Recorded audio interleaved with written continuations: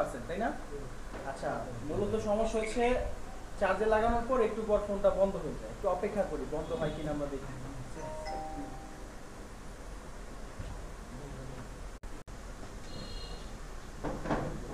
পাওয়ার press করতেছি, on হচ্ছে না। সমস্যা কি, চার্জে লাগানোর পরে একটু পরে ফোনটা বন্ধ হয়ে যায়। এখন আমরা চার্জ থেকে খুলে ফেলি, দেখি কি হয়। চালু হয়েছে অটোমেটিক। তাহলে সমস্যা কি? এই সমস্যাকে বলা হয় চার্জিং শর্ট প্রবলেম। অ্যান্ড্রয়েডে হোক আইফোনে হোক সমস্যা কি, চার্জিং শর্ট। সমস্যাটা একটু ডিফারেন্ট ওয়েতে আসতে পারে। ভিডিও কি কাঁপে? সমস্যাটা একটু ডিফারেন্ট ওয়েতে আসতে পারে। যেমন চার্জে লাগানোর সাথে সাথে আপনার চার্জারে যদি কোনো বাতি সিস্টেম থাকে, বাতিটা অফ হয়ে যাচ্ছে। চার্জে লাগানোর সাথে সাথে ফোন বন্ধ হয়ে যাচ্ছে, অথবা চার্জে লাগানো অবস্থায় ফোন অন হয় না, চার্জ থেকে খুলে তারপর অন করতে হয়। ঠিক আছে? আচ্ছা, তাহলে আমরা এখন একটু ডায়াগ্রাম থেকে বোঝা ট্রাই করব যে আসলে সমস্যাটা কোন জায়গায় এবং কিভাবে এটা সলিউশন করতে হবে। এই যে সমস্যাটা দেখাইলাম, বাস্তবে দেখাইলাম, তাই না? এটা যদি আমি মুখে বলতাম মৌখিকভাবে তাহলে কিন্তু বুঝতেন না কিছু। এটা হচ্ছে আমাদের তো ম্যানেজ করতে হবে নাকি? চার্জিং এর আগে দুইটা ক্লাস করাইছিলাম, চার্জ জমে না আর হচ্ছে চার্জ শো করে না। এগুলো ম্যানেজ করে তারপর হচ্ছে করাইতে হবে। একটু আগে পরে হইতে পারে, বাট শিখতে হবে প্র্যাকটিক্যালি।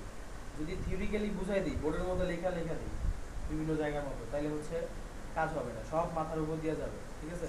কেন জানি বলতেছিল আজকে চার্জিং এর ক্লাস হয় নাই, চার্জিং এর ক্লাস আরো আছে। হ্যাঁ, একটা আছে তো ওই যে ইউরোর। ওটা নিয়ে আপনার টেনশন করতে হবে না, কি আছে না আছে আমি তো ভালো জানি। আচ্ছা, ওকে।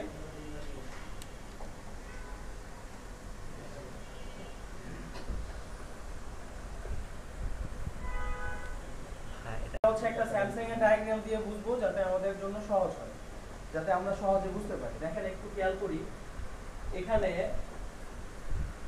এটা হচ্ছে আমাদের চার্জিং এর পজিটিভ লাইন, তাই না? এই লাইনে যদি কোথাও শর্ট হয়, এই লাইনটা যদি কোথাও লিকেজ শর্ট হয় অথবা ফুল শর্ট হয় এই লাইনটা, তখন হচ্ছে আমাদের এই ধরনের প্রবলেমগুলো হতে পারে। ঠিক আছে? তো এই লাইনে কি সমস্যা হয়, কিভাবে কি হতে পারে সেটা একটু বুঝাই। সাপোজ ধরেন এটা হচ্ছে আমাদের ভিবাস লাইন, হতে পারে এই লাইনটা এখানে কোথাও কোনো জায়গায় কার্বন জমে গেছে, হতে পারে না? কার্বন জমার ফলে আমাদের ফোনটা হালকা শর্টিং হচ্ছে, এমনটা হতে পারে। দেন হচ্ছে আবার এই লাইনটা চলে গেছে, এখানে একটা চারকোণ একটা ডায়োড আছে। আমি বলছিলাম চার্জিং এসি পাশে একটা স্কোয়ার টাইপের ডায়োড থাকে।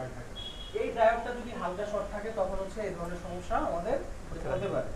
তারপর এখানে এই ক্যাপাসিটরটা শর্ট থাকতে পারে। আমরা অবশ্যই এগুলো মাপা আগে থেকেই জানি এবং শিখেছি। দেন এই লাইনটা হচ্ছে এই নিচের পার্ট থেকে উপরের পার্টে চলে গেছে,